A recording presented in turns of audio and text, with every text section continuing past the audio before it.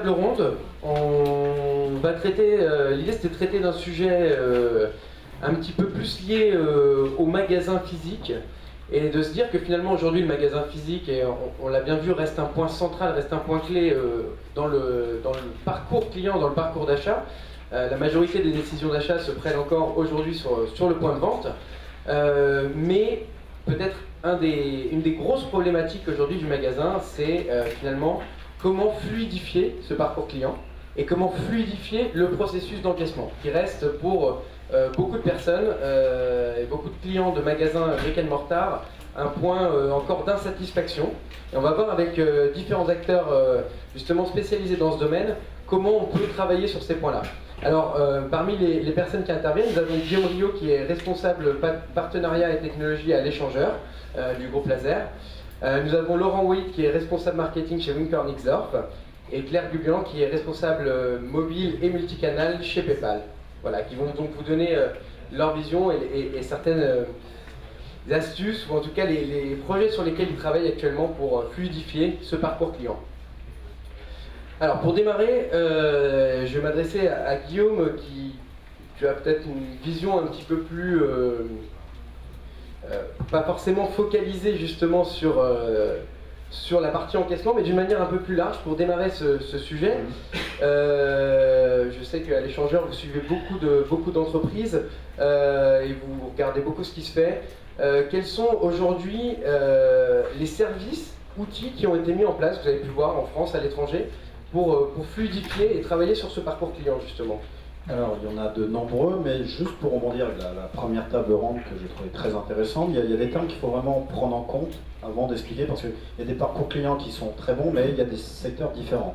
On a parlé d'immédiateté, l'instant T. C'est vrai que pendant longtemps, le marketing, c'était des moments de vie. Maintenant, on travaille sur l'instant T. On parle même de retail ambiant. Je pense que PayPal est très impliqué dedans et je laisserai parler. Mais aussi, ce qui est intéressant, c'est que, bien sûr, l'enseigne, la marque, a encore beaucoup de choses à dire. Et c'est vrai qu'entre la grande distribution, et je tiens vraiment à le différencier, ils l'ont mentionné dans ta précédente, c'est qu'entre la grande distribution, entre le luxe et des marques de passionnés, les parcours clients sont totalement différents. Et ça, la technologie, peu importe, elle doit s'adapter par rapport à ça. Donc c'est pour ça que je vais prendre différents exemples. Par exemple, quand je prends l'exemple de la grande distribution, c'est des produits génériques, des produits qu'on connaît, qu'on a tendance à reprendre. C'est surtout quand on est en point de vente pour accélérer c'est le passage en caisse. C'est comment accélérer le passage en caisse. Donc il y a beaucoup de solutions. Moi je prends quelques exemples parce que tu m'as demandé des exemples de marques. Il y a des tests chez Sainsbury en Angleterre qui le testent sur 3 points de vente. Maintenant ils sont passés à 5.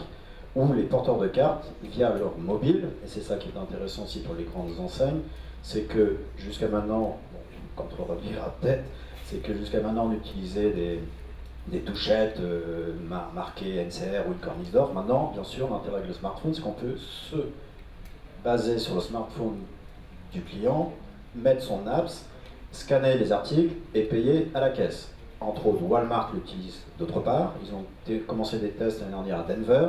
Ça marche tellement bien que sur leur premier magasin, ils ont fait 12% d'achats via leur apps. C'est très simple, vous scannez les produits, vous avez votre liste, vous allez à un QR code, vous le présentez, et automatiquement, comme vous avez pré-rentré votre carte bleue, vous êtes débité. Et ensuite, vous avez quelqu'un qui vient checker votre panier. C'est très rapide. Donc Sainsbury le fait, et ça sont des exemples très concrets dans la grande distribution. Et je sais que chez Kineosoft, bon, je vais garder mon côté, vous le faites aussi avec Auchan et Carrefour. Quelques tests. D'ailleurs, je dis qu'Alexandre en parlera tout à l'heure. Il y a d'autres exemples. Par exemple, si je prends, c'est pour ça que je différencie les secteurs. Maintenant, je vais prendre le cas de Nordstrom, qui est dans le luxe.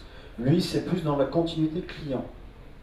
D'accord? C'est-à-dire, grosso modo, je suis chez moi, on parlait du repos, c'est-à-dire je recherche en ligne et je vais acheter offline.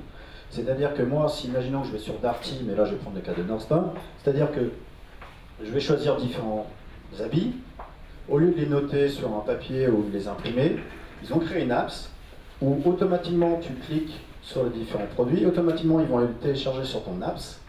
Et ce qui est intéressant, une fois que tu vas dans le magasin, tu vas checker, on va parler de géolocalisation, là on parle de micro-géolocalisation, donc il y a beaucoup de startups dans le Nord qui travaillent là-dessus, une Citeo, on a en France Fitzap, etc.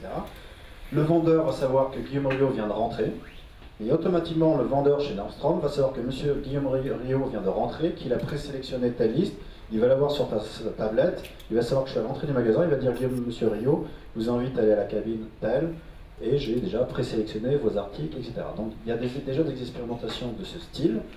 Je sais que vous aussi, avec Jacadi, vous avez des choses similaires. Et ensuite, pour moi, la meilleure expérience actuelle, et qui est très peu connue malheureusement, c'est celle d'Apple. Je ne sais pas si vous connaissez EasyPay. Alors EasyPay, c'est incroyable, ça existe depuis 1 an en France, depuis 2 ans aux États-Unis. C'est un moyen de paiement et d'information. Grosso modo, vous téléchargez cette apps, et pour tous les produits en dessous de 300 €, vous pouvez acheter via cette apps. Vous allez voir comme c'est très simple. Donc vous mettez EasyPay, vous rentrez, vous avez pris rendez-vous au Genius Bar. Déjà, il va vous dire excusez-nous, monsieur Rio, vous avez 10 minutes, il y a 10 minutes de retard. En patientant, allez voir quelques produits. Donc vous y allez, vous scannez, vous avez le rating des produits, l'information. Et si vous voulez l'acheter, ben, comme la plupart d'entre nous, on a tous un compte iTunes, vous pouvez le payer votre compte iTunes et automatiquement vous êtes débité. Vous avez un mail de confirmation, vous prenez votre produit, vous sortez. Vous allez me dire c'est génial, mais et en caisse, comment ça se passe? Ben, en fait, ils ne vérifient pas votre, même malgré que vous n'ayez pas le sachet, vous pouvez sortir et ils vous font confiance. Jusqu'à maintenant, c'est le cas. Donc voilà les modèles actuels, c'est vraiment, il y a le paiement, mais il y a aussi le service, et ça c'est un autre paramètre, parce que là le débat est bien dans le magasin, mais je crois qu'il y a aussi beaucoup de choses autour du magasin, et je crois que PayPal ou d'autres sont aussi bien placés, et je laisserai la parole justement là-dessus. Mais juste pour rebondir sur cette expérience, finalement, quelque part, ce que tu dis, c'est que l'expérience ultime serait presque d'avoir un parcours client où le vendeur, là dans le cas d'Apple, où le vendeur n'est même pas présent. Est-ce que finalement, c'est pas quelque part un peu contraire à ce qu'on a pu dire avant, on réaffirmait un peu la place du vendeur au sein du point de vente? Oui, non, en fait, c'est peut-être plus pour de la vente vente additionnelle. En attendant mon Genius Bar, il y a toujours besoin de conseils, mais ce qui est intéressant, c'est que le vendeur va déjà savoir quelles sont tes présélections au préalable. Typiquement, on parlait de la NRF tout à l'heure, il y a des scénarios, il y a des enseignes, il y a Best Buy qui travaille là-dessus, un peu comme Nordstrom, que j'ai mentionné, Neiman Marcus, pardon, excusez-moi. C'est-à-dire qu'ils vont savoir que tu as hésité sur tel article sur le web, et une fois, si tu es porteur de la carte, c'est le but, il faut que tu sois porteur de la carte pour que l'app ça fonctionne, c'est pas magique. Tu vas dans le magasin, tu check, et automatiquement il va savoir que tu es dedans, il va savoir que Guillaume Rio a été sur la page du site internet, il a hésité entre tel produit, et automatiquement le vendeur va voir aussi ton historique d'achat, et par rapport à ça, il va te dire, il va pouvoir plus ou moins te mener, te guider, etc. Il y a déjà des expériences, il y en a très peu, tous les outils sont là, mais encore faut-il le savoir. Et ça, c'est aussi la communication des enseignes, ça se fait pas du jour au lendemain. Et ça, franchement, je pense que pour beaucoup de marques, ils ont intérêt de raisonner comme ceci. Moi, c'est vrai qu'on a parlé de retail, d'omnicanal, je suis d'accord, il ne faut plus parler d'omnicanal. On parle de commerce, mais je crois qu'il faut parler même de commerce ambiant. C'est-à-dire le commerce in the air, c'est-à-dire que c'est partout, parce qu'au-delà du magasin, c'est avant le magasin. Et c'est entre autres les PayPal ou les Google ou les Amazon qui, eux, veulent agréger différentes données et faire en sorte que tu n'y ailles pas chez les Decathlon parce qu'eux, ils ont un partenaire qui fera en sorte que tu iras à côté. Et ça, c'est un autre débat. Mais c'est passionnant aussi. Mais finalement, pour résumer, hein, si je me trompe, tu me le dis, c'est libérer le temps de l'encaissement, le réduire au minimum pour finalement recentrer sur du service, libérer du temps au vendeur sur du service et en lui facilitant la tâche. Je rebondis aussi sur ce qu'avait dit Laetitia de Bricoman tout à l'heure, par rapport au checking, c'est quelque chose qu'ils veulent faire, qu'ils veulent mettre en place avec le client qui arrive en magasin et qui va se checker pour s'identifier. Donc pour toi, le parcours client aujourd'hui, la place du vendeur aussi dans ce parcours client, tourne autour de ça. Elle sera là, sauf que le vendeur sera plus informé sur la personne qui rentre. Et le checking, à la fois, là je me fais un geste comme ceci, il y a des solutions via l'audio, via le wireless, on parlera peut-être du beacon, où automatiquement on saura que je suis rentré sans avoir même sorti mon portable, bien sûr avec une notion d'opt-in. Je sais que je suis dedans, le vendeur. Et moi je pense qu'on parle beaucoup de community manager. Il y a quelques années, c'était tout nouveau sur le web et Internet. Maintenant, vous aurez aussi un community manager qui sera en charge de gérer les consommateurs digitaux de ton point de vente. Et c'est ce que est en train de faire Sears, par exemple. Ils sont en train d'expérimenter. On voit la caisse centrale où il y a personne qui est derrière, qui est en charge de prendre toutes les questions de chacun. Vous serez à tel endroit, vous serez micro-géocalisé. Vous direz je suis devant tel article, je ne comprends pas, il n'y a pas de prix, et automatiquement il y aura un community manager. Monsieur Rio, je sais que vous êtes à tel endroit, est-ce que vous voulez que je vous envoie un vendeur? Les clients sont prêts pour ça aujourd'hui? Les armes sont là. Est-ce que les clients sont prêts?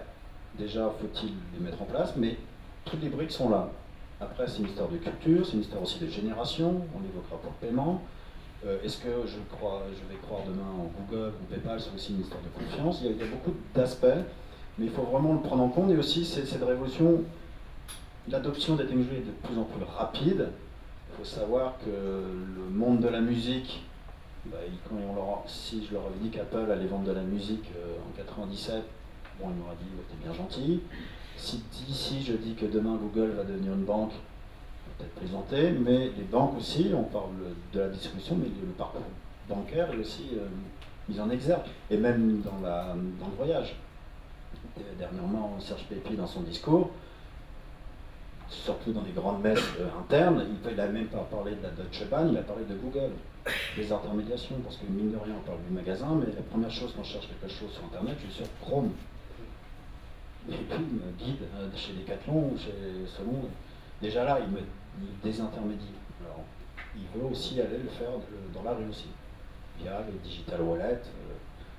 Je laisserai expliquer mon confrère. Merci. Donc pour parler peut-être plus de l'encaissement de magasin, puisque c'était aussi le sujet, on l'a dit, le moment de l'encaissement reste un point d'insatisfaction. De nombreux clients ont déjà abandonné un achat au moment de passer en caisse parce qu'ils voyaient la queue et que finalement ils préfèrent abandonner plutôt que d'attendre. Donc aujourd'hui, quels sont concrètement les enjeux de ce moment pour les distributeurs plutôt brick and mortar, plutôt pour les magasins physiques? Donc je vais vous redonner quelques chiffres, ou partager avec vous quelques chiffres sur le temps d'attente. La dernière étude qu'on a fait en France, chiffre français, auprès de la grande distribution plutôt alimentaire, dans un hypermarché, en moyenne, un client attend 10 minutes avant de passer en caisse. 10 minutes. Et vous avez 9 clients sur 10. 9 clients sur 10 qui disent qu'ils attendent trop longtemps avant de passer en caisse. Ça fait 10 ans, 2014, donc en 6 mois, ça fera 10 ans qu'on a introduit les premières caisses libre-service en France. Donc la première possibilité pour un client d'être en toute autonomie. Donc ça tombe bien, Guillaume, tu parlais effectivement de l'adoption de nouvelles technologies. Je ne sais pas si le client va s'approprier très vite ces nouvelles technologies et le passage, ou en tout cas la prise en compte va être très rapide, mais si on regarde sur 10 ans l'adoption des technologies comme le libre-service dans la grande distribution française, aujourd'hui, sur un parc, on peut estimer, vous avez à peu près 5% des caisses qui sont des caisses libre-service. Donc est-ce que c'est beaucoup, 5% de caisses libre-service en 10 ans? Je ne sais pas. Alors il y a des choses qui s'accélèrent, hein. Je vois Decathlon qui a mis en place effectivement son nouveau concept de caisse libre-service et Ikea qui l'a fait il y a 1 ou 2 ans. Donc ça a commencé par l'alimentaire, ça s'étend au non-alimentaire aujourd'hui. Ce qui est intéressant, c'est que voir qu'aujourd'hui, en 2013, cette problématique de l'attente, elle est vraiment cruciale, notamment parce que vous avez encore un certain nombre de clients qui abandonnent en caisse des articles, qui ne les achètent pas.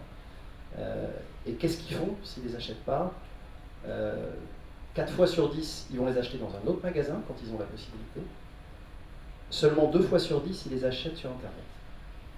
Et 2 fois sur 10, ils reviennent dans votre point de vente.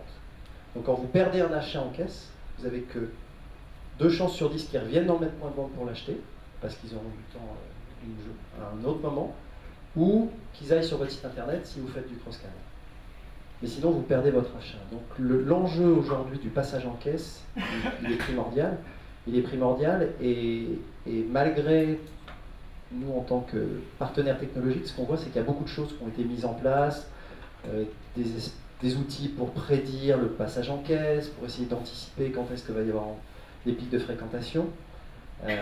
Mais globalement, le rêve des distributeurs de dire 100% de mes caisses est ouvert en permanence, il n'est pas encore arrivé. Quand vous prenez une grande enseigne alimentaire aujourd'hui en France, en moyenne, quand vous regardez le taux d'ouverture d'une caisse, la caisse elle est ouverte moins de la moitié du temps. Ça veut dire quoi? Ça veut dire que quand moi je suis client en point de vente dans un grand magasin alimentaire, je ne vais pas citer de marque, mais c'est la plupart des grandes marques alimentaires, et ben je suis en train de faire la queue, j'attends les quelques minutes, voire les 10 minutes, et ben je vois à côté une caisse qui est fermée, une autre qui est fermée de l'autre côté. C'est plus possible aujourd'hui, ça participe à la frustration, et ça participe en plus à un manque de rentabilité pour l'enseigne, puisque ça veut dire qu'on a du matériel qui n'est pas utilisé. Donc la question derrière tout ça, c'est, avec tous les changements d'organisation, avec tous les changements côté consommateur, qu'est-ce qu'on peut proposer pour effectivement améliorer ce passage en caisse et la partie paiement. Alors la partie paiement en cash ou la partie paiement autre moyen de paiement. Et on pourra en parler parce qu'il y a beaucoup de moyens de paiement possibles et ce qu'il faut, c'est arriver à réconcilier le parcours du consommateur avec tous ces moyens de paiement. Et est-ce que les wallets, justement, que citait Guillaume tout à l'heure, participent à ça? On pourra aussi en discuter d'ailleurs avec Claire. Est-ce que c'est finalement une réponse aujourd'hui ou est-ce que c'est partie de la réponse? Alors, oui, moi je pense que le wallet fait partie de la réponse, mais il y a deux aspects. Il y a l'aspect faire le ticket, encaisser, et puis il y a la partie paiement. Et il y a à quel moment on fait ce panier? Est-ce qu'il est fait par le client en autonomie ou est-ce que c'est assisté? Et comment est fait le paiement? Et le gros souci, ou en tout cas la grosse problématique, tout à l'heure Guillaume citait l'exemple d'Apple. Apple fait confiance à ses clients et ne fait pas de contrôle. Combien d'enseignes dans la salle vont faire confiance à leurs clients et pas faire de contrôle? Moi je demande à voir parce que sur le mobile shopping aujourd'hui, toutes ces scanettes dont on parlait, aujourd'hui ce qui bloque les grandes enseignes dans le déploiement, c'est la problématique de démarque. C'est parce qu'ils ont des taux de démarque qui sont trop importants et que à la fois l'accompagnement qu'ils ont mis en place dans le point de vente et puis le taux de démarque constaté est plus important que sur des caisses traditionnelles. Donc il y a un vrai souci autour de la gestion de la démarque et du parcours client et du contrôle. Du contrôle et puis dans certains secteurs aussi du processus complet du parcours client qui doit être repensé. Je pense par exemple au textile où il faut enlever les détecteurs pour sortir, il faut donner un sac. Donc il y a aussi une réflexion à avoir. Alors ça marche bien sur Apple, mais c'est vrai que ça ne s'applique pas forcément, d'ailleurs tu le disais au départ, à tous les secteurs d'activité. Pour revenir justement aux solutions qui existent aujourd'hui sur la partie justement encaissement et passage en caisse en fait. Bon, chez Wincor, vous êtes spécialisé dans ce domaine notamment. Quelles sont aujourd'hui les différentes solutions qui existent justement pour accélérer ce passage en caisse qui est encore le gros problème? Alors, déjà, je pense que ce qui est en train de changer, c'est que ces réflexions sur la ligne de caisse, elles sont vraiment en train d'être prises en compte dans une question de parcours client. Et on ne voit plus une ligne de caisse comme une addition de points d'encaissement, mais vraiment comme un endroit où on va faire du service client. Et c'est comme ça aujourd'hui qu'on voit les retailers qui repensent ce passage en caisse. Ils ont tous en tête de mettre en place du libre service. Alors, jamais à 100%. On sait que les tests qui ont été faits, notamment il y a quelques années où il y a des magasins alimentaires qui ont essayé de mettre du 100% de libre service, on sait que ça a été complètement rejeté par les clients. Donc on sait toujours qu'il faut faire un mix. Par contre, les expériences, on se rend compte, des fois c'est sous-utilisé, des fois c'est surutilisé. Quelles sont les bonnes technos à mettre en place? C'est pas évident. Donc déjà, une bonne pratique que l'on voit, c'est que beaucoup de distributeurs aujourd'hui, de la même manière qu'ils réfléchissent leur merchandising en point de vente, quel produit je mets, comment je fais mon organisation de mon point de vente, quel parcours client, et bien en fonction de mes points de vente, je vais organiser mon passage en caisse de manière différente. Et qu'est-ce que je vais offrir? Je vais offrir deux types de solutions. Des solutions qui vont être plus traditionnelles où le client va être assisté. Donc le client assisté, ça va être une caisse avec une hôtesse. Alors après, je vais offrir des facilités avec des outils de gestion des espèces optimisés, comme le cash management, ce qui permet de décharger l'hôtesse de caisse de la gestion des espèces. Et mine de rien, les espèces restent le premier moyen de paiement en France dans la grande distribution. Et puis, on peut faire du paiement assisté avec de la caisse mobile qui va être à disposition d'un vendeur. Alors avant, on parlait de Q-Boosting, maintenant on parle de tablettes avec ou pas des facilités de paiement. Et après, toute la question est de savoir quel est le rôle du vendeur et jusqu'où il accompagne le consommateur dans son parcours. Est-ce qu'on déporte ou pas le paiement? Là, on a une photo effectivement d'un outil qui permet à la fois de scanner et de faire du paiement. Je pense que c'est une idée qui est assez intéressante pour voir comment on l'organise en point de vente. Nous on a une belle expérience avec une banque australienne qui s'appelle Commonwealth Bank, pour lequel on a fait une tablette qui permet de faire du paiement. Donc ça ressemble à un mini iPad, sauf que c'est pas sous un environnement Apple, c'est sous un environnement Android. Ce mini iPad, il intègre des fonctionnalités de paiement, c'est-à-dire que vous pouvez swiper votre carte ou mettre une carte à puce. Et cet outil, il fait 2 en 1. Donc on réconcilie à la fois la caisse et le terminal de paiement. Et on offre avec une base d'application, c'est-à-dire une marketplace, ce qui permet à la banque qui distribue ce produit, effectivement, d'offrir un certain nombre d'applications, de partenaires, et d'en faire un outil métier. Ça, c'est donc la première réponse en termes de passage en caisse, c'est client assisté, caisse traditionnelle ou caisse mobile. Et puis il y a tout ce qui est autour du libre service. Donc la plupart aujourd'hui des magasins alimentaires sont équipés de caisses libre service. Ils ont été suivis dans ces déploiements-là pour les clients qui ont des petits paniers par les distributeurs, bricolage, textile, avec des caisses libre service plus légères, où on peut scanner et désactiver effectivement des tags quand il y en a. On a parlé du self-scanning avec la possibilité aussi de scanner sur des smartphones. Et ce qu'on va voir arriver en 2014, c'est ce qu'on va appeler des nouvelles générations de caisses, qui vont être des caisses grande vitesse. Le principe de ces caisses grande vitesse, ce sont des caisses où le consommateur pose ses articles sur un tapis roulant. Ça va passer sous une technologie et tous les articles vont être scannés automatiquement.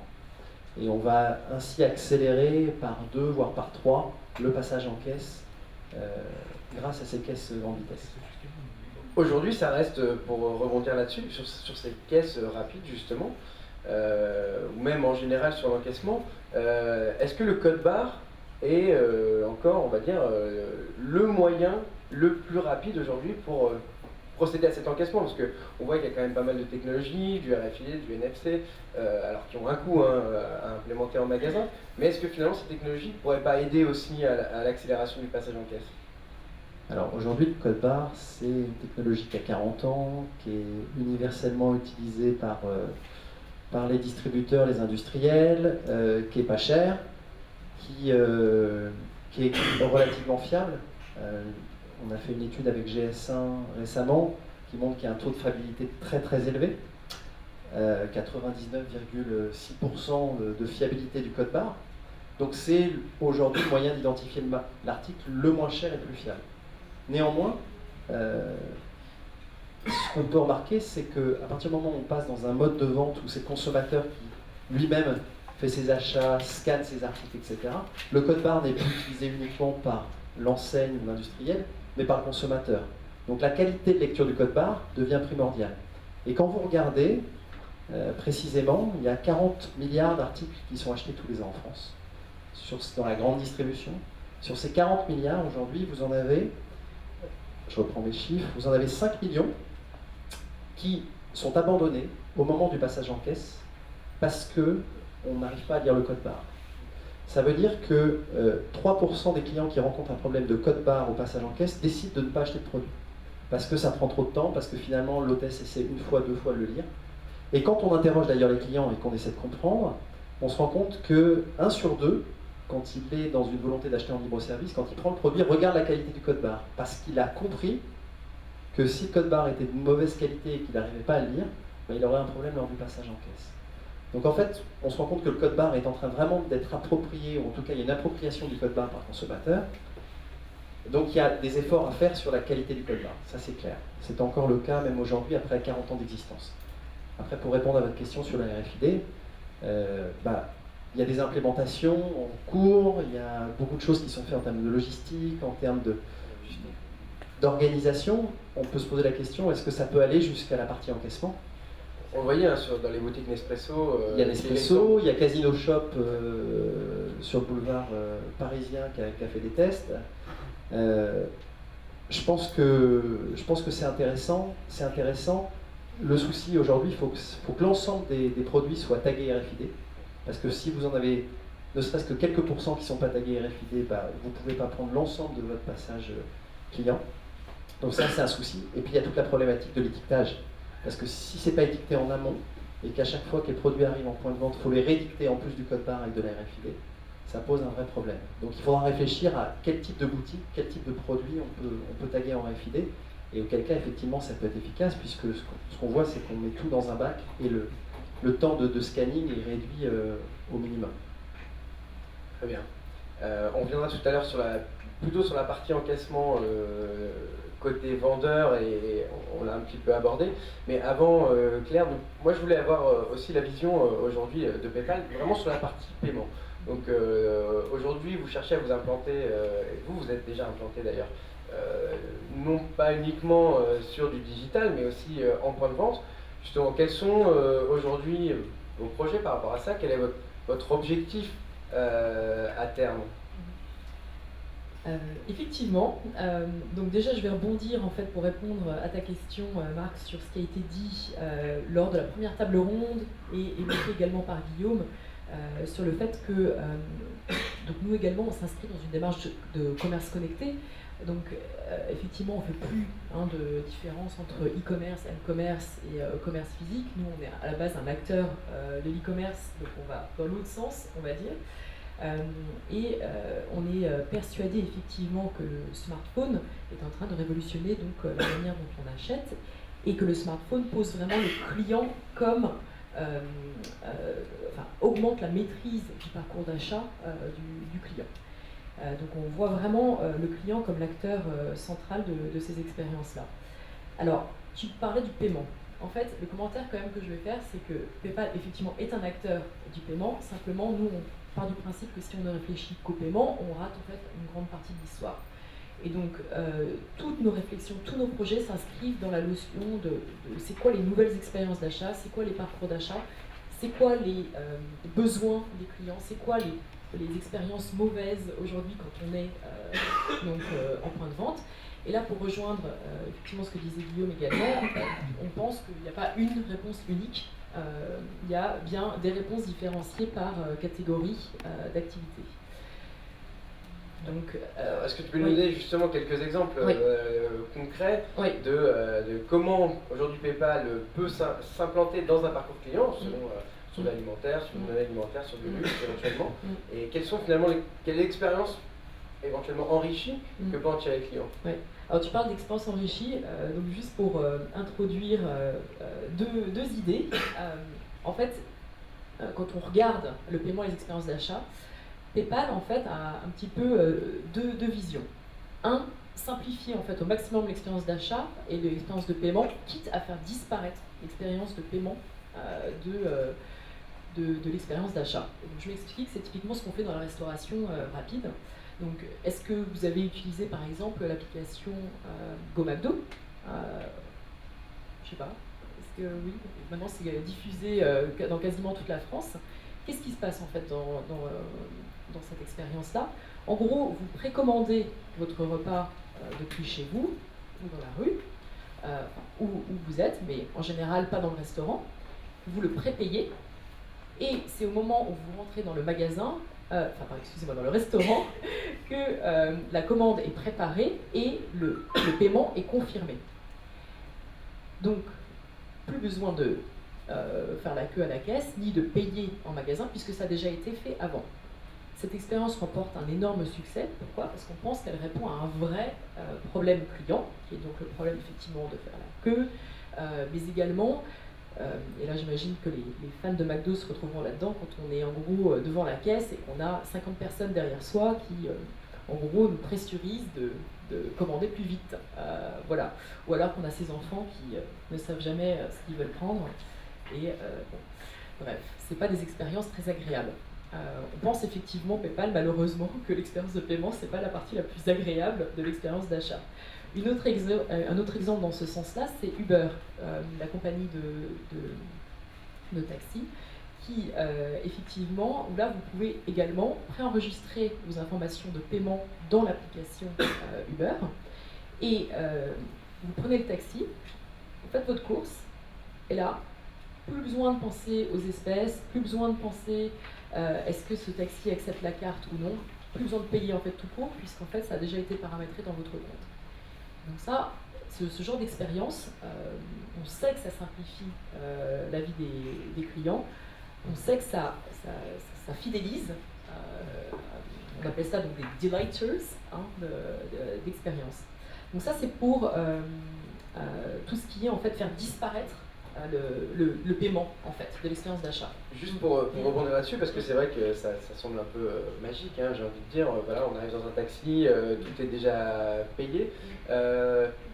Plus concrètement, dans le processus, ça se passe comment? Je dois paramétrer quelque chose en amont. Alors, j'aime pas parler de technologie, hein, c'est pas l'idée aujourd'hui, mais pour bien comprendre le process, c'est quoi? Il y a une phase de paramétrage, je dois télécharger une application, c'est... Effectivement, alors ça passe par une application aujourd'hui, donc typiquement l'application Uber ou l'application McDonald's. Et donc vous créez votre compte, et au moment de la création de votre compte, on demande de rajouter donc un moyen de paiement. Et ce moyen de paiement, qui en l'occurrence peut être votre compte PayPal, si vous le souhaitez, du coup vous autorisez également Uber à vous facturer à chaque transaction. Donc bien entendu, il y a un rapport de confiance avec la marque, mais on parle de marque établie dans lequel on a confiance, et de marques qui misent tout sur l'expérience client. Donc effectivement, voilà. Moi, ce que je trouve magnifique dans ce type d'expérience, c'est à quel point c'est simple et fluide. Ça se fait vraiment en fait en très peu d'étapes, donc grâce à son mobile. Et en magasin, aujourd'hui, c'est quelque chose, parce que dans la taxi, on imagine bien, oui. hein. Oui. Aujourd'hui, en magasin, c'est quelque chose qui est transposable, qui peut déjà être effectif? Alors, pour le magasin, on a d'autres types de réflexions qui sont en fait plutôt dans comment on enrichit en fait l'expérience d'achat. Donc, typiquement, on parlait de check-in tout à l'heure, donc Laetitia de Bricoman. Donc, effectivement, c'est une expérience dans laquelle on croit. Donc, effectivement, l'idée, c'est quoi? C'est vous rentrez dans un magasin et vous vous identifiez en fait avant même de passer en caisse. Donc on voit bien les intérêts que cela peut avoir pour les enseignes, hein, savoir qui est dans son magasin. C'est encore mieux si on peut lier ça à des systèmes donc, de caisse comme chez Niris, comme Minicore, où en gros on peut avoir accès aux informations, les enseignes peuvent avoir accès aux informations qu'elles ont sur ses clients, les historiques d'achat, les données de fidélité, etc., qui peuvent donc enrichir en fait l'expérience que les vendeurs, donc là on parle bien des vendeurs, vont pouvoir donner à ses clients. La beauté de ce check-in, c'est que ça permet en plus d'identifier le client, et le client par cette même occasion-là en fait donne en gros le feu vert pour payer. Donc là, une fois de plus, le client n'a rien besoin de faire en plus pour pouvoir payer. Donc on imagine une expérience, l'expérience selon moi assez géniale, où donc le client a repéré une offre personnalisée pour aller dans un magasin, rentre dans ce magasin, dit qu'il arrive, le vendeur le reconnaît, tout ça se fait par la photo du client, le vendeur le reconnaît, lui conseille en fonction de ce qu'il a pu acheter précédemment. Donc par exemple dans le domaine des cosmétiques, vous avez acheté effectivement tel rouge à lèvres, je reprends l'exemple de Mike, mais pour le coup pas à Mike. Donc vous avez acheté tel rouge à lèvres, peut-être vous voulez essayer celui-ci, enfin un autre, etc. Et vous allez quand même pas faire la queue, j'encaisse dans la foulée. Voilà, sachant que là on s'inscrit bien dans le système existant du magasin, hein. Nous, si vous voulez, PayPal, on n'est pas du tout en train d'essayer de remplacer les systèmes de caisse ou les systèmes informatiques. C'est la logique, c'est vraiment de s'intégrer dans ces systèmes et de lier en fait les différentes briques de valeur. Une petite question par rapport au contrôle, on l'a un peu abordé, c'est quand même un point clé aujourd'hui, même on va dans les solutions de self-scanning mobile, que ce soit sur douchette ou sur smartphone, hein, d'ailleurs, il y a toujours, en tout cas souvent, une opération de contrôle qui s'effectue, à part Apple qui a vraiment confiance dans ses clients, mais comment? Pour l'instant, voilà, peut-être qu'ils font leur compte à la fin et qu'ils décideront de changer, mais ce processus justement de contrôle, est-ce que tout passe par le mobile, donc on a un ticket finalement sur son téléphone et on sort comme ça du magasin? Alors, par rapport au ticket, donc il y a des histoires de réglementation, bien entendu, donc il y a ticket de paiement et facture de paiement. Donc l'idée, c'est soit effectivement de tout dématérialiser ou d'avoir une petite imprimante qui permet donc d'imprimer les tickets qu'il faut pour répondre, je dirais, aux besoins du client en fait. Ça aujourd'hui, ça marche plutôt bien. Par rapport au contrôle, typiquement quand je vous disais qu'on parle de différentes briques dans la chaîne de valeur, nous c'est pas du tout pour le coup notre métier. Donc je sais pas si Laurent va intervenir. Ouais, non, je suis pas assez carré. Par rapport au contrôle, je pense que la première chose à faire, c'est lié au personnel en point de vente. Je pense que c'est l'adoption des technologies par le personnel en point de vente et la clé, elle est là. C'est-à-dire qu'à partir du moment où le personnel a bien compris quel était le rôle des solutions libre-service, quels bénéfices il y avait pour elle-même en tant qu'acteur de l'encaissement et pour le consommateur, et que la solution est bien expliquée, eh ben on a des taux de démarque qui sont, je dirais, pas supérieurs à ceux qu'on a sur un encaissement traditionnel. Et donc l'accompagnement et la formation du personnel aux solutions libre-service fait qu'on a des taux de démarque et des taux d'adoption qui sont très différents. Dans une même enseigne, indépendante, avec des patrons de magasins, si vous avez un magasin dans lequel il y a une explication qui a été faite, un accompagnement pendant plusieurs jours du personnel sur la solution technologique, vous avez un taux d'acceptation et un taux de passage en caisse sur du libre-service qui est de l'ordre de 20 à 30%, ce qui est rentable, efficace pour l'enseigne. Dans la même enseigne, sur un autre point de vente, si l'accompagnement n'a pas été fait ou a été mal fait, ou que le personnel n'a pas accepté cette solution, et bien vous avez un taux d'utilisation qui est de 5 à 8%. Et ça, on le voit chez nos clients, et c'est pas lié à une culture de pays, parce qu'en Italie, on a des taux, par exemple, d'utilisation qui sont très élevés, avec des taux de démarque qui sont tout à fait normaux. Et dans certains pays nordiques, on a d'autres façons de faire. Donc, c'est pas culturel, c'est vraiment lié à l'accompagnement. Après, technologiquement, quand on avait lancé du libre-service, on voulait contrôler tout le monde. Alors c'est super de vouloir contrôler tout le monde, sauf que le client, s'il a fait l'effort de faire lui-même les courses et de jouer lui-même à la caissière, si en plus à chaque fois il se fait contrôler, il prend mal.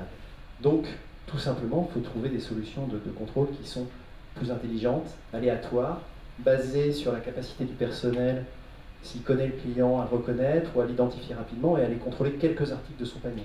Et là, vous avez quelque chose qui est beaucoup plus efficace, où vous allez contrôler que certains articles et vous faites matcher 10% de votre panier avec ce que vous scannez, avec par exemple un terminal mobile qu'a le personnel. Donc il faut former, il faut utiliser la technologie de manière intelligente, et là, on a une gestion de la démarque qui est efficace.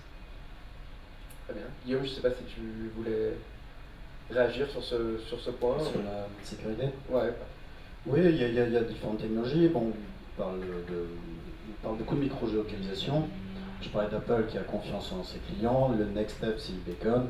Ça va être très, très simple, entre guillemets, parce que quand on peut payer via EasyPay dans les Apple Store, tu es déjà référencé à iTunes.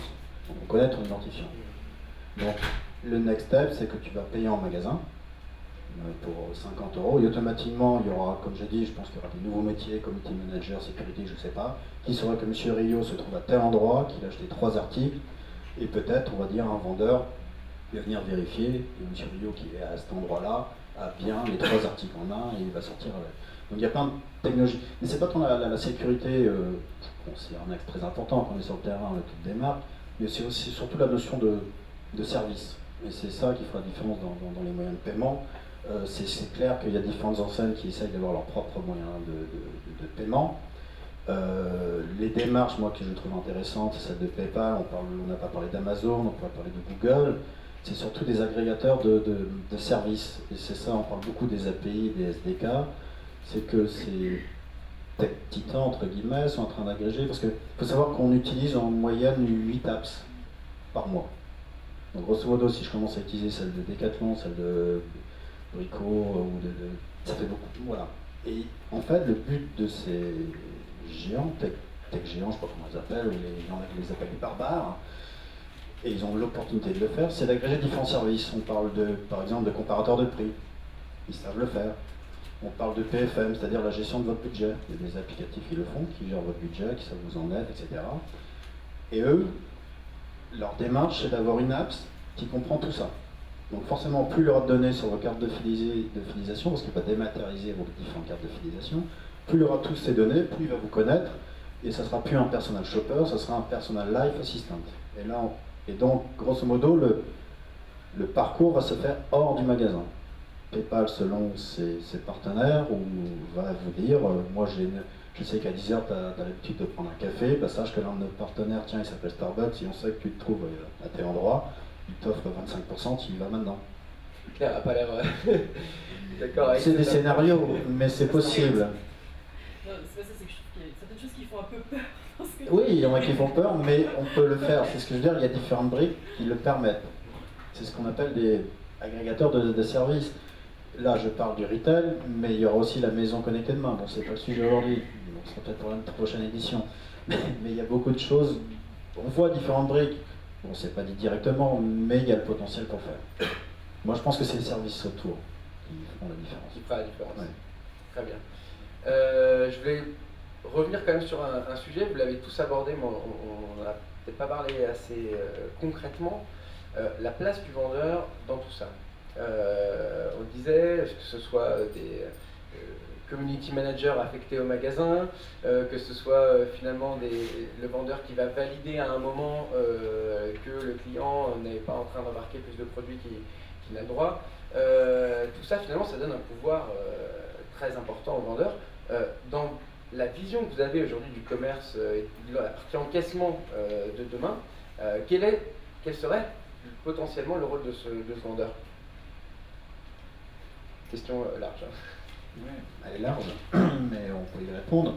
La réponse du vendeur, c'est que, on le sait tous, le client, c'est le pléonasme, mais le client est de plus en plus informé, donc le vendeur doit être aussi informé, voire plus.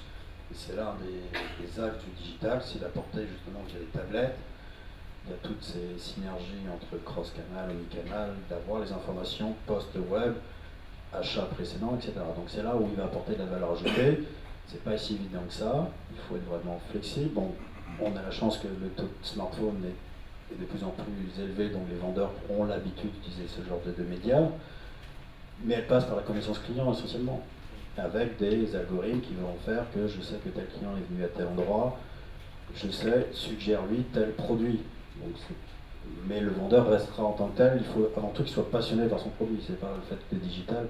Et comme je dis, ça diffère des secteurs. Dans l'alimentaire, c'est totalement différent.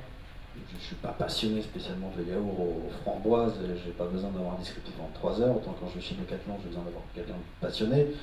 D'autant plus, le passionné a encore plus d'informations techniques, donc il va être encore plus curieux, demandeur d'informations. Donc le vendeur digital pourra lui répondre d'homme à homme, entre guillemets. Mais ça ne va pas révolutionner tant que ça.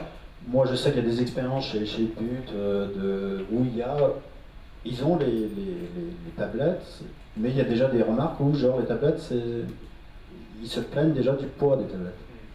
C'est ennuyeux d'avoir la tablette, de conseiller vendeur. Donc, il y a des choses, et c'est très opérationnel, mine de rien. On a l'impression qu'avec la tablette, on peut tout faire, on peut répondre à toutes les données, mais pas tant que ça. Après, il y a l'accompagnement, il y a Sephora qui est un très bon exemple. MyCRM de Sephora, c'est une super appli. Le client est guidé et on encaisse en plein magasin, on accompagne le client en sortie de magasin. Donc il y a cette notion d'accompagnement, d'information, ça c'est le monde idyllique. Après il y a les bugs, après il y a le...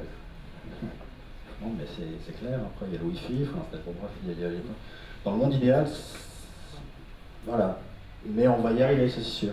Moi je pense plus à la téléportation d'informations sur le média du consommateur. Mais il y aura toujours besoin du vendeur, ça c'est sûr. Et avec les générations à venir, je ne sais pas. Mais toujours est-il que maintenant, il y a encore Directement dans les Google Glasses. Alors, je vais compléter ce que dit Guillaume. Le client étant connecté, on a parlé tout à l'heure du point de vente connecté, qui était la suite logique, connecter le point de vente au milieu du parcours d'achat et faire en sorte qu'effectivement il y ait du Wi-Fi, que le consommateur ait accès à l'information. Derrière, il ne faut pas oublier que le vendeur, lui aussi, doit être connecté du coup. Il faut lui donner un niveau d'accès à l'information, il faut qu'il ait accès au site web de l'enseigne, il faut qu'il ait accès au moins autant d'informations que le consommateur. Alors, qu'est-ce qu'on lui donne comme outil? Est-ce qu'on donne à tous les vendeurs une tablette? C'est trop lourd, ça coûte cher, qu'est-ce qu'on met comme info dessus? Est-ce qu'on lui donne juste une petite zappette, lui permet de scanner le code barre? Je pense qu'il n'y a pas, aujourd'hui, on n'a pas la réponse. Ce qui est sûr, c'est que j'ai l'impression que le vendeur, il a un rôle de plus en plus global.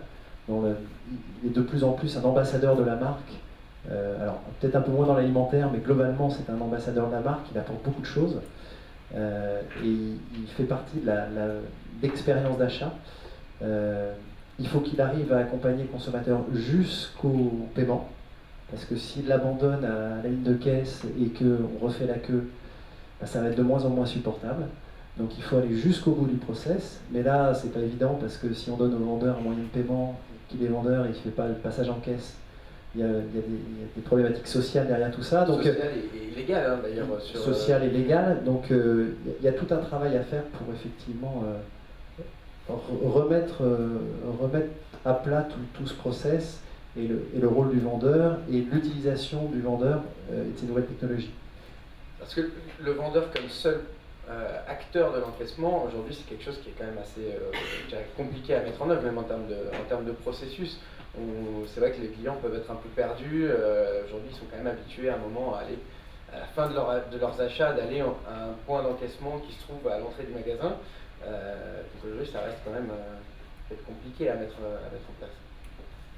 Oui, c'est compliqué. En même temps, on voit que le consommateur il va avoir le choix, on voit qu'il est prêt à évoluer dans ses façons de passer en caisse. Donc le smartphone est une solution, il y en a d'autres. Moi je pense que les consommateurs sont beaucoup plus prêts qu'on le pense et on n'ose pas assez dans la mise en place de ces solutions. Même quand on les met en place, on ne fait pas de la publicité. Tout à l'heure on parlait de cette belle expérience avec du mobile shopping en France fait par Kineosoft. Est-ce qu'il y a eu beaucoup de pubs dans le point de vente par l'enseigne pour pousser cette solution-là? Peut-être beaucoup moins que ce qu'on aurait envie en tant que consommateur et en tant que société de technologie. Donc il y a encore des freins qui sont là, qui font que ce qu'on parlait tout à l'heure avec EasyPay et Apple, finalement on est peu à être au courant de cette solution-là. Donc ça met du temps à se diffuser et on est toujours sur je dois passer en caisse et je vais sur une caisse traditionnelle. C'est encore notre réflexe à tous. Donc ce serait plus en fait lié à aujourd'hui la mentalité des consommateurs, parce qu'on voit qu'il y a quand même pas mal d'initiatives qui sont faites de la part des enseignes pour tester des solutions, mais la complémentarité continue d'être là entre une ligne de caisse traditionnelle et peut-être un encaissement en rayon par le vendeur. Oui. Claire, si vous oui, bien voulez sûr. réagir sur... Oui, donc effectivement, moi je pense que clairement toutes ces initiatives en fait visent à enrichir le métier du vendeur en fait, et donc deux exemples pour ça. Un premier qui a été cité par Guillaume, qui est la connaissance du client et je dirais et la fluidité du parcours client. Donc parce qu'on connaît le client, on est capable de mieux le conseiller. Donc peut-être juste un petit bémol, PayPal, contrairement à Google, n'est pas du tout dans le combat des données. Enfin nous, c'est absolument pas ce qu'on vise, on cherche vraiment à être une brique donc, de paiement et d'identification du client, mais pas de contrôler la donnée. Ça c'est le rôle des enseignes, je dirais, voilà, pas de polémique. Mais en gros, donc effectivement, bien connaître son client pour pouvoir mieux le conseiller et aller jusqu'au bout donc de la démarche d'achat pour satisfaire son client. Ça c'est le premier point. Et le deuxième point, et là je vais encore citer un exemple dans la restauration, c'est aussi libérer du temps aux vendeurs pour des tâches qu'on pourrait qualifier à plus forte valeur ajoutée que l'encaissement. Donc là, ce sont des expériences, des lancements qu'on a fait plutôt en Angleterre, pour l'instant chez Pizza Express ou Bouza Bataille, où en gros, plus besoin de faire appel au serveur pour pouvoir donc, payer sa note. En gros, on peut le payer directement depuis son téléphone. Et ça réduit bien sûr le temps d'attente, mais ça permet aux serveurs de servir potentiellement plus vite, de peut-être mieux conseiller au moment de la carte. En gros, de passer plus de temps sur les expériences plus satisfaisantes que le paiement. Est-ce que vous avez quelques données sur le taux d'utilisation de ce service, par exemple, dont vous parliez? Concrètement, quelle est la part de clients qui l'utilisent aujourd'hui? Si vous pouvez communiquer sur les chiffres, bien sûr. Bon, c'est toujours le problème, c'est qu'on ne peut pas communiquer sur beaucoup de chiffres, malheureusement. Donc sur Pizza Express et sur Bouza Bataille, ce sont des services qui connaissent un franc succès. Sincèrement, pourquoi? Là, une fois de plus, on répond à un problème utilisateur. Après, je pense qu'il y a un souci, donc il y a deux soucis quand on regarde ces expériences-là. C'est un, le fait qu'il faut avoir une app. Donc en gros, il faut télécharger l'app, faire cette démarche-là. Et deux, il faut penser à utiliser cette app. Je pense qu'on a trouvé une très bonne réponse au deuxième point. et Guillaume citait, qui est le beacon. Simplement pour ceux qui ne connaissent pas le concept du beacon, qu'est-ce que c'est en fait? C'est un petit émetteur Bluetooth, en gros, qui identifie en fait quand le client arrive donc, dans un point de vente et déclenche une action. Et donc typiquement, ce que ce petit récepteur Bluetooth peut faire, c'est il vous reconnaît, il sait que vous avez l'app donc Pizza Express. Il vous envoie une petite alerte en disant « Ah, vous vous rappelez, vous avez l'app Pizza Express, n'oubliez pas que vous pouvez payer sans attendre à la fin donc, de votre repas. » Et il vous met directement sur la bonne page, en gros. Voilà. Donc il vous simplifie en fait toutes les premières étapes. Et ça, je pense que ça va énormément aider pour l'adoption de ce type de service. On réduit le nombre d'étapes en fait pour le client. Très bien, merci beaucoup. Je ne sais pas si vous avez des questions éventuellement par rapport à ces différents points qui ont été abordés.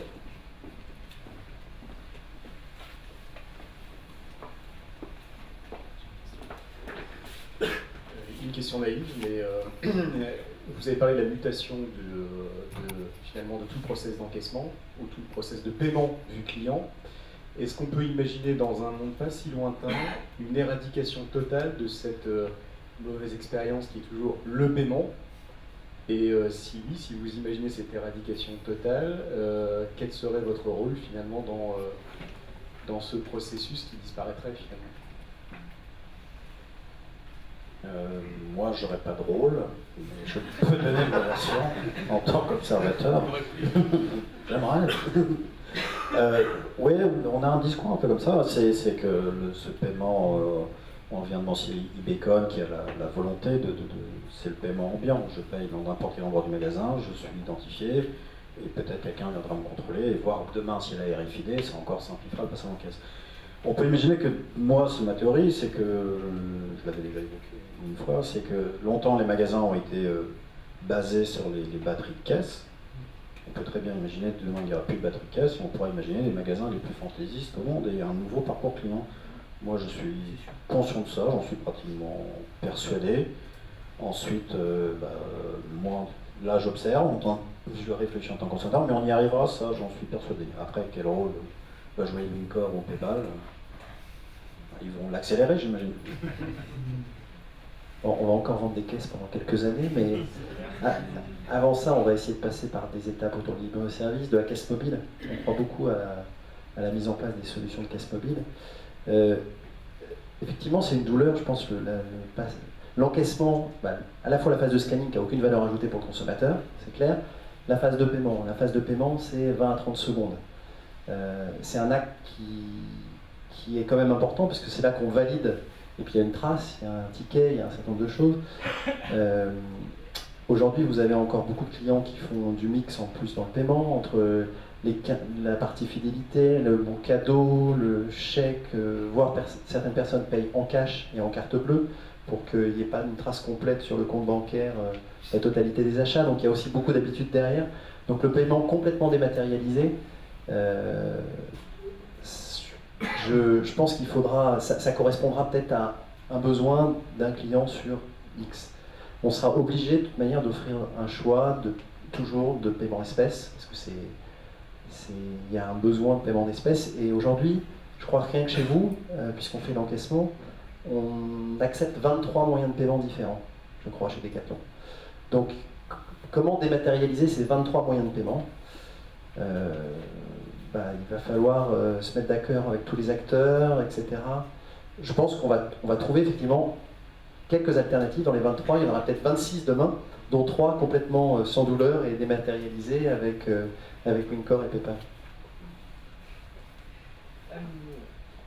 Je pense qu'effectivement l'éradication du paiement, il est déjà vrai dans certains cas, hein, typiquement les cas dont je vous parlais, comme le taxi ou la restauration rapide. Après, effectivement, je suis d'accord avec ce qui a été dit. Enfin, c'est un processus, en cours, en mutation, exactement. Mais pour moi, c'est l'essentiel, surtout, c'est de ne pas penser qu'au paiement. C'est vraiment de l'inscrire dans l'expérience d'achat au total. Parce que le paiement, effectivement, ce n'est toujours que 20 secondes. Ce n'est pas les 20 secondes les plus agréables, mais ce n'est toujours que 20 secondes.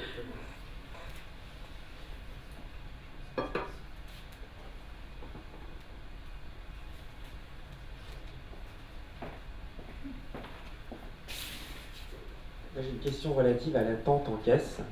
On a vu l'expérience Carrefour avec la ligne bleue, et je voulais savoir si technologiquement il était possible d'estimer le temps d'attente en fonction du nombre de personnes qui attendent en caisse. Quand on sait qu'une hôtesse, elle passe tant d'articles, etc., si on voit via des caméras, est-ce que technologiquement on est capable de faire ça?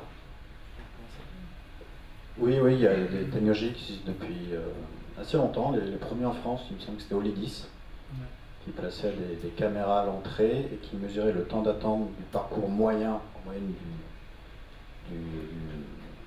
du client et l'attente en caisse. Il faisait un ratio et il arrivait à plus ou moins anticiper les caisses. Et les premiers à avoir utilisé ce genre d'outil, c'est Carrefour. Justement, on parlait de la ligne bleue. Et maintenant, il y a beaucoup de solutions liées toujours sur des caméras, essentiellement sur des caméras, et aussi maintenant via des mobiles. Il faut savoir que les anciens, tels que Taiko, tous ceux qui étaient dans la sécurité, dans la vidéosurveillance, font maintenant du tracking du consommateur via la vidéo. Et ça leur permet d'avoir une visualisation du trafic, de voir le temps d'attente et de dire s'il faut ouvrir ou fermer des caisses. Et derrière, ils ont des logiciels RH, c'est Planexa, il me semble, pour les 10, il y en a d'autres. Et maintenant, avec le mobile, on pourra faire la même chose, peut-être de manière un peu plus précise. Mais avec le mobile et l'attente en caisse, je ne sais pas s'il y a des... Je pense qu'Olidis ou tous ces... Il y avait Quantaflo aussi à l'époque, qui doit aussi se baser maintenant sur même Wincornixor, je crois, sur des solutions ou des partenaires là-dessus. Oui, les solutions, on a les mêmes partenaires que tu as cités là. Il y a beaucoup des statistiques de l'année d'avant hein, par rapport à quelle consommation on a eu l'année d'avant, quel passage en caisse on a eu l'année d'avant. Malgré ça, on voit que tout ça aujourd'hui, ça a peu d'influence sur finalement la réduction de l'attente en caisse. Moi, ce que je trouve intéressant, c'est les tests qui ont été menés récemment par Carrefour sur la file d'attente unique.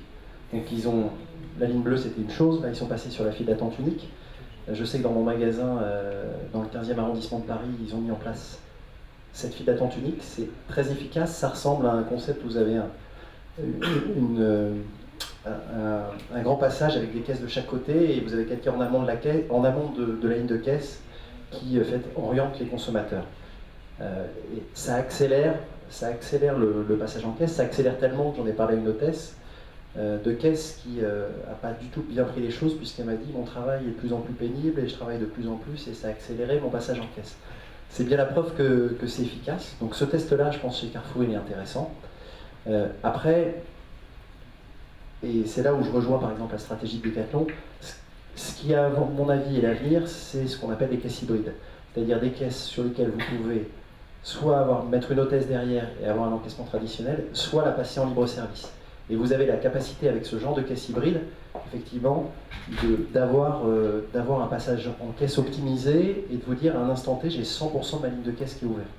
Alors après, vous avez certains consommateurs qui ne sont pas prêts à passer en libre service, donc vous mettez une hôtesse. Mais quoi qu'il arrive, le consommateur n'a pas l'impression qu'il y a des caisses fermées. Et ça, c'est important, l'impression, on a commencé par ça. L'impression, dans le temps d'attente ressenti, il est super important. Et tant que vous aurez des lignes de caisse avec des caisses fermées, le ressenti du consommateur, ça sera de se dire mon enseigne ne fait pas le maximum pour m'apporter du service. Et ça, c'est le point de départ, à mon avis, pour repenser. Alors, c'est pas bon pour nous, Wincor, parce que potentiellement, on va vendre moins de caisses.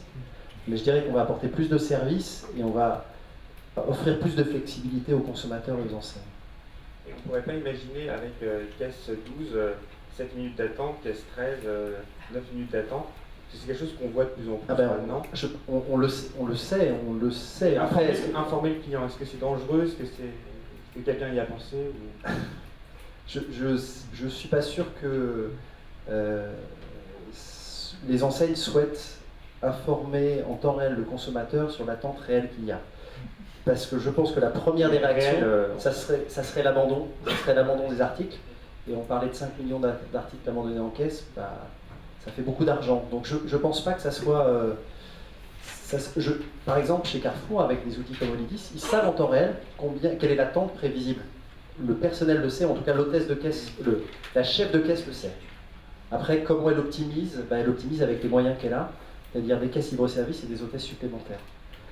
Mais tant que vous avez que 4 caisses libre-service dans un point de vente où il y a 40 caisses, vous ne pouvez pas faire grand-chose si vous n'avez que 3 ou 4 caisses disponibles. Après, vous avez l'option... Je ne sais pas si elle est généralisée, mais l'option Dailymonope qui fait que certains hôtesses ou hôtes de caisse ont une sonnette et dès qu'ils voient qu'il y a plus de 3 ou 4, je ne sais pas quel ratio, je pense que c'est 2 ou 3 clients en attente, font sonner dans le magasin et il y a aussitôt, ils ont l'ordre, tous ceux qui sont en train de réachalander, d'aménager, etc., ou même d'être dans le back-office, de revenir, et comme ça il y a une mobilité totale, et dès que ça a allégé, qu'il n'y a plus que 2 ou 3 clients, ils repartent à leur tâche habituelle. Ouais, c'est souvent le cas dans les magasins de proximité. Oui. Il y a la possibilité avec des vendeurs multifonctions qui peuvent à la fois faire de l'achalandage et de la vente, effectivement, qui puissent venir pour ouvrir une caisse pour quelques minutes. Surtout que c'est des magasins où vous avez des pics de fréquentation très importants le midi ou en fin de journée, et le vendredi et le samedi. Et puis juste pour compléter la réponse à monsieur sur l'attente, ce qui est quand même hallucinant, c'est qu'on est en France et que la file unique n'est pas développée. Vous regardez, au lieu d'afficher un temps par caisse et de se dire ah ben zut, je suis encore dans la mauvaise, c'est quand même hallucinant qu'il y ait des pays où on a de la file unique partout, quel que soit le type de commerce, qui enlève au moins la frustration dont parlait Laurent, puisque tout le monde ait le gel à même enseigne. Et après, là, vous pourriez éventuellement afficher un temps d'attente différent, mais c'est le même pour tout le monde. Carrefour vient de le tester parce que la ligne 2, ça avait des moyens, et les premiers tests de Carrefour sont exceptionnels. Il y a une petite phase d'adaptation, plus du personnel que des clients, pour leur expliquer. Pardon ? Comme je te l'ai dit en discutant avec une hôtesse. Ouais. Ouais, mais cette file unique en France, pour moi, je ne sais pas si vous avez la réponse, mais on ne comprend pas pourquoi c'est à ce point-là pas développé. Dans le magasin Carrefour que je connais, la problématique c'est où est-ce que tu stockes les clients dans cette file d'attente, puisqu'en fait il faut de l'espace complémentaire et qui souvent va en rayon et du coup ça encombre un rayon, une ligne de rayon. Bon. En fait, il faut repenser que les magasins n'ont pas été faits comme ça à la base, mais les magasins qui sont pensés comme ça, on a tout le loisir. Et on voit dans les magasins, les chaînes étrangères qui arrivent en France et dans le textile partout, qui les implantent. On a un parcours beaucoup plus simple. Uniqlo par exemple qui fait ça. Uniqlo et même des gros magasins Gap maintenant sur les champs, etc. Ça fait peur en arrivant, puis en fait on passe en quelques minutes. Donc le côté frustration, on était sur le sentiment tout à l'heure, est extrêmement important.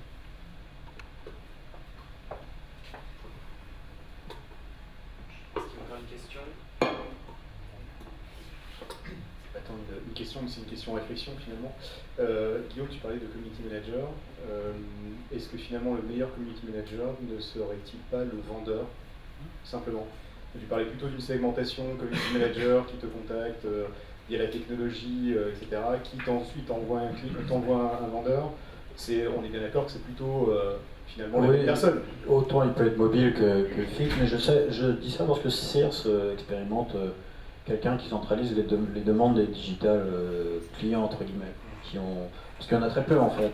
Je ne sais pas si dans tes décathlons tu vois beaucoup de gens faire du showrooming ou pas, mais il y a déjà des démarches qui anticipent, comme il y avait le chef de caisse, donc il y aura le community manager qui devra centraliser les questions, peut-être qu'il les recentralisera, ou le vendeur l'aura directement, mais selon le lieu. Mais je pense qu'on y arrivera vers des choses de ce style-là, et que ce ne serait pas idiot. C'est un nouveau métier intéressant. Il faut mettre des annonces.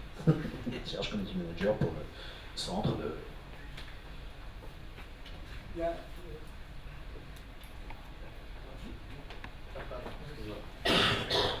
Pas accaparé, pardon, mais justement le vendeur comme community manager, il y a déjà une filiale de Leroy Merlin en Chine qui s'appelle HomeSup et qui a justement un business online et offline, et tout le rôle des vendeurs est de gérer en fait le flux des clients, là cette fois-ci sur le offline, et de les fidéliser et de les faire participer à des événements, donc véritablement comme community manager.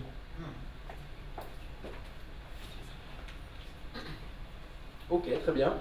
On va clore cette deuxième table ronde. On va faire quelques minutes de pause et puis enchaîner sur le dernier débat de la journée, donc là qui va tourner plutôt autour de la relation client. Donc on va essayer de débroussailler un peu ce vaste thème. On se retrouve après un dernier petit café.